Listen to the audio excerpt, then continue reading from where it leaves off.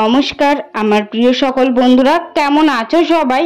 আশা করছি যে যেখান থেকে আমার ভিডিওটি দেখছো সবাই ভালো আছো এবং সুস্থ আছো। সবাইকে জানাই শুভ সন্ধ্যা। আজকের ভিডিওটি এখান থেকে শুরু করলাম। ভিডিওটি স্কিপ না করে পুরো ভিডিওটি দেখার অনুরোধ রইল। আশা করছি আজকের ভিডিওটি তোমাদের ভালো লাগবে।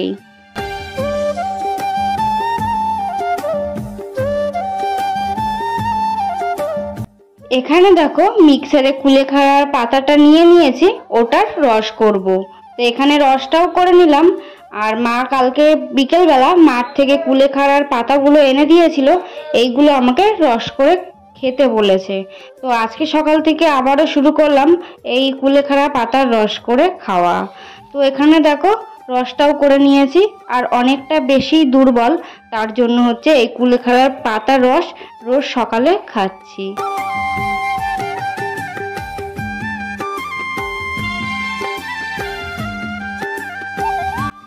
আর এখানে দেখো কুলেখাড়ার পাতার রসটা খাচ্ছি। এই পাতার রসটা এত বেশি খারাপ না, খেতে গেলে আমার গলা ফুলে যায়, মানে গলার যে কাটা আছে সেটা ফুলে যায়, ভীষণ কষ আর খেতে ভীষণ কষ্ট হয়। এটা খাওয়ার পরে কিছু না খেলে আমার ভীষণ পরিমাণে বমি শুরু হয়ে যায়, তার জন্য এটা খাওয়ার পরেই কিছু না কিছু গালে দিতেই হয়।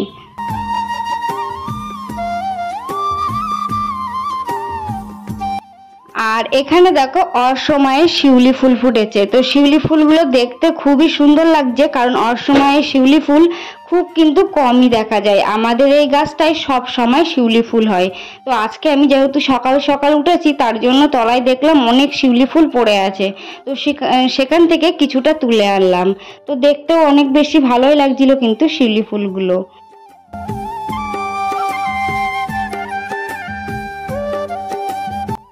আর এখানে করেছি মায়ের জন্য চা, লিকার চা। তো চা আর বিস্কুটটা মা ওইদিকে ধান ভাব দিচ্ছে, তো মাকে দিয়ে আসবো। চা আর বিস্কুটটা মা খেয়ে নেবে, আর আমি সকালে খেয়েছিলাম ছাতুর শরবত। আর এদিকে সোনা বাবার জন্য সকালবেলা করেছিলাম চাও, কারণ ও চাও খেতে ভীষণই পছন্দ করে। আর ও দিদিকেও বলেছিল কালকে রাত্রে যে দিদি চাও খাবো, তার জন্য সোনা বাবাকে ঝাল ছাড়া এখানে চাও বানিয়ে দিলাম। ওকে এবার ঘুম থেকে ডাকবো, ডেকে তারপরে ওকে চাউটা খাইয়ে দেবো।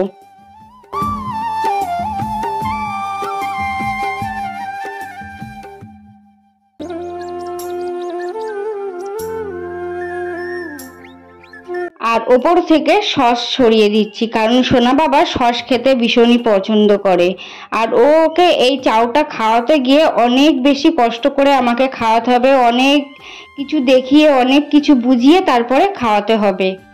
কিছুই খেতে চায় না, অনেক কষ্ট করে অনেক কিছু বোঝানোর পরে তারপরে ফোন দেখিয়ে দেখিয়েও খাওয়াতে হয়। আর এখানে ওকে ক্যামেরাটা দেখিয়ে আমি বলছিলাম ওকে, দেখ বাবা সবাই দেখছে, একটু খাও। তার জন্য দেখো ক্যামেরার দিকে তাকিয়ে ওইদিকে নকশা দিচ্ছে। তো তারপরে খাবে অনেক কষ্ট করে। প্রায় ওকে ওইটুকু চাও খাওয়াতে গিয়ে প্রায় আমাকে 1 থেকে 1.5 ঘন্টা সময় লেগেছিল।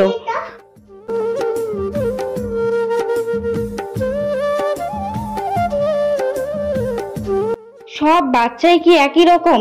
আমি যখনই এই সোনা বাবার খাওয়া নিয়ে কোনো ভিডিও করি, তখন আমাকে অনেকেই বলে থাকে যে দিদি ভাই আমার বাচ্চাও খেতে চায় না, অনেক কষ্ট করেই আমার বাচ্চাকেও খাওয়াতে হয়। জানি না এরা কেন খেতে চায় না, কি সমস্যা আমি বুঝতে পারি না। ফোন দেখার সময় তো ভালোই ফোন দেখে, কিন্তু খাওয়ার সময় কেন খায় না? দেখো অনেকক্ষণ ধরে বোঝানোর পরেও একবারও কিন্তু চাউটা গালে নিইনি। ভীষণ পরিমাণে রাগ হচ্ছিল যে খাচ্ছে না, কি করব। তারপরে ফোনটা চালিয়ে দিলাম। ফোনটা চালিয়ে দেওয়ার পরে কিছুটা খেলো। আর এখানে দেখো সোনা বাবাকে চাউটা খাইয়ে দিয়েছি। খাইয়ে দেওয়ার পরে ওকে রেডি করে দিয়েছি। ও এখনো দিদির সাথে যাচ্ছে স্কুলে। তো ও রোজই স্কুলে যায়, এটা ওর ভীষণই মানে ভালো একটা অভ্যাস। স্কুলে যায়, বাড়িতে এসে আবার বই পড়ে। এটা দেখে আমাদের বাড়ির প্রত্যেকেই মানে ভীষণ ভালোবাসে ওকে আর কি। ও ছোটবেলা থেকেই এই আগ্রহটা ওর মধ্যে ছিল যে বই পড়া বা পড়াশুনো করা এগুলোর একটা ভীষণ ভালো অভ্যাস।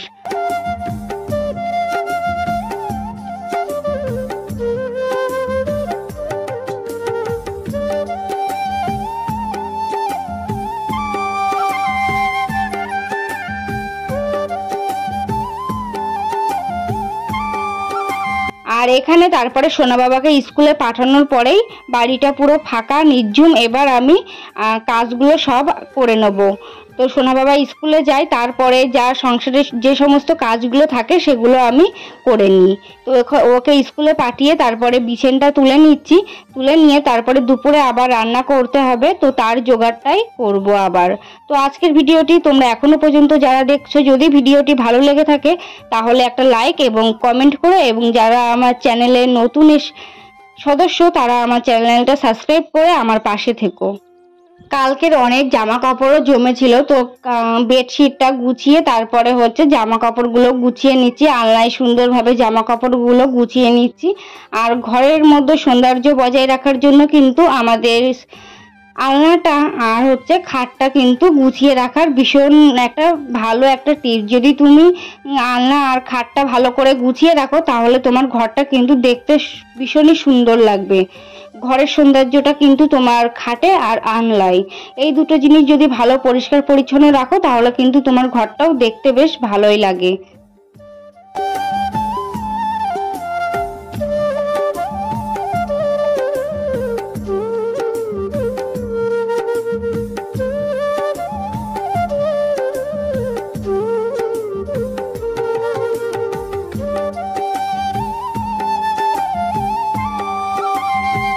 সংসারে যখন কেউ না থাকে, মানে একটা বাড়িতে পুরুষ মানুষ যখন না থাকে, তখন কিন্তু আমাদের মহিলাদেরই কিন্তু সব কাজটা করতে হয়।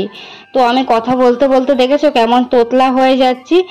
আসলে আমি একটু তোতলা টাইপের আছি হয়তো, মনে হয়। আমার বাবাও কিন্তু রেগে গেলে কিন্তু কথা বলে ঠিক জড়িয়ে যায়। আমারও কিন্তু তাড়াহুড়ো করে বা রেগে গেলে কথা বলতে গেলে ঠিক জড়িয়ে যায়। তো যাই হোক, দেখো এখানে ধানের বস্তাগুলো সরিয়ে দিলাম। আর যেটা বলছিলাম, বাড়িতে একটা পুরুষ মানুষ না থাকলে সব কাজবাজ কিন্তু এক স্ত্রী মানুষকেই করতে হয়। কারণ পুরুষ মানুষটাই বাইরে কাজ করে করে আসছে, সে যখন বাড়িতে আসবে তারপরে যদি তাকে সব কিছু করতে বলা হয় তাহলে কিন্তু অনেক বেশি সে রেগে যায়, আর তার অনেক বেশি কষ্টও কিন্তু হয়ে যায়। তার জন্য সব সময় সব কাজগুলো পুরুষ মানুষকে বলতে নেই, যেটা পারি সেটা কিন্তু করার চেষ্টা করি। আর এখানে দেখো ফ্যানটা অনেক বেশি নোংরা পড়ে গিয়েছিল, মানে অনেক দিন ধরে কেনার পরে প্রায় অনেক দিন হয়ে গিয়েছে। আমি সেই ষষ্ঠীতে গিয়েছিলাম, তারপরের থেকে ফ্যানটার দিকে কোনো খেয়ালই রাখা হয় না। তো অনেক বেশি নোংরা পড়ে গিয়েছিল ফ্যানটায়, তো সব নোংরাগুলো পরিষ্কার করে নিয়েছি। আর ফ্যানে নোংরা পড়লে কিন্তু হাওয়াটা ভীষণ অল্প লাগে আর কি গায়ে। তো ফ্যানটা পরিষ্কার করার পরে দেখলাম ফ্যানের জোরটা অনেকটাই বেশি বেড়ে গিয়েছিল।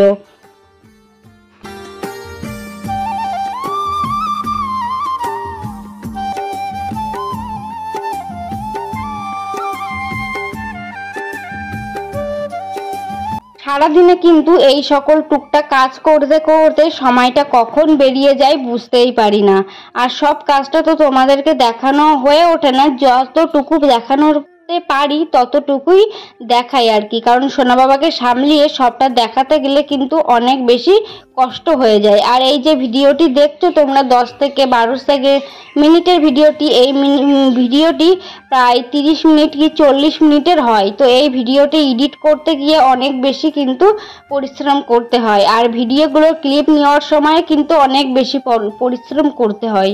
তো যখন কোনো কাজগুলো করি, এই যে দেখো এখানে পাটকাঠি যে তুলছি, তো এগুলো যখন ঘরে নিয়ে যাচ্ছি প্রথমে ক্যামেরাটা সেট করেছি, করে তারপরে আবার ঘর থেকে এসে তারপরে পাটকাঠিগুলো ভেঙে আবার ধুয়ে আসবো। ধুয়ে এসে আবার কিন্তু ক্যামেরাটা খুলতে আসতে, মানে যেখানে ক্যামেরাটা সেট করেছি সেখান থেকে আবার ফোনটা নিয়ে যেতে হবে। মানে এইভাবে টুকটাক করে কাজ করতে করতে অনেক বেশি সময় লাগে, আর অনেক কিন্তু পরিশ্রমও করতে হয়। তো তার জন্যই বলছি ভিডিওটি একটু দেখো, আশা করছি ভালো লাগবে। আর আমরা যদি সবাই সবার পাশে থাকি তাহলে কিন্তু একদিন আমরা ইউটিউবে সফল হতে পারবো। আমরা কিন্তু সবাই ইউটিউবে আসি পেমেন্ট পাওয়ার জন্য, মানে এর থেকে কিছু উপার্জন যেন করতে পারি তার জন্যই কিন্তু আমরা ইউটিউবে আসি। অনেকে আছে বলে যে আমার ভালো লাগে তাই ভিডিও করি, বা আমি ইউটিউব ফ্যামিলিকে ভালোবাসি। হ্যাঁ, আমরা ভালোবাসি, কিন্তু আমরা কিন্তু সবাই টাকার জন্যই কিন্তু ভিডিওগুলো করে থাকি। কিন্তু সবাই বলে থাকে যে আমার ভালো লাগে তাই আসে, আমি কোনো পেমেন্টের জন্য আসি না। এগুলো কিন্তু একদমই ফালতু কথা। তো সবাই কিন্তু আমরা টাকার জন্য ইউটিউবে আসি, আর টাকার পিছনে ছুটতেই কিন্তু অনেক বেশি পরিশ্রমও করতে হয়। আর এখানে দেখো, আমি যে এটা টগর ফুল গাছ, এই টগর ফুল গাছে চারা করতে গিয়েছিলাম, তো এখান থেকে দেখো শিকড় বেরিয়েছে। এটা আবার বড় বড় শিকড় হলে অন্য কোথাও রোপণ করব। আর এরপরে দেখো দুপুরে রান্না করেছিলাম, এদিকে উচ্ছে ভাজা, ওখানে চাল কুমড়োর পাতা বাটা ছিল, আর এখানে কলা, পটল, আলু এবং মাছ দিয়ে। আর এখানে সোনা বাবার জন্য একই তরকারি কিন্তু ঝাল ছাড়া রান্না হয়েছিল। আর আজকে রান্নাটা মাই করেছিল, কারণ দুপুরবেলা গরমে অনেক বেশি কষ্ট হচ্ছিল বলে মা আজকে দুপুরবেলা রান্নাটা করেছিল। আর এইদিকে বিকেলবেলা দেখো গাছ থেকে দুটো পেয়ারা পেড়ে দিচ্ছি, কারণ গাছগুলোর পেয়ারা নষ্ট হয়ে যাচ্ছে, জলের অভাবে গাছের পেয়ারা নষ্ট হয়ে যাচ্ছে। আগের বছর এই গাছে অনেক বড় বড় পেয়ারা হয়েছিল, এই বছরটা একদম ছোট হয়ে গিয়েছে, কারণ জল নেই, রোদের তাপে পেয়ারাগুলো নষ্ট হয়ে যাচ্ছে। তো রোগ হয়ে গিয়েছে বলতে পারো পেয়ারাগুলোর। তো আজকের ভিডিওটি এই পর্যন্তই থাক। ভিডিওটি যদি ভালো লেগে থাকে তাহলে লাইক, কমেন্ট এবং চ্যানেলটা সাবস্ক্রাইব করে দিও। Tata, bye bye. আবার নেক্সট কোনো ভিডিওয় দেখা হবে তোমাদের সাথে। ততক্ষণ ভালো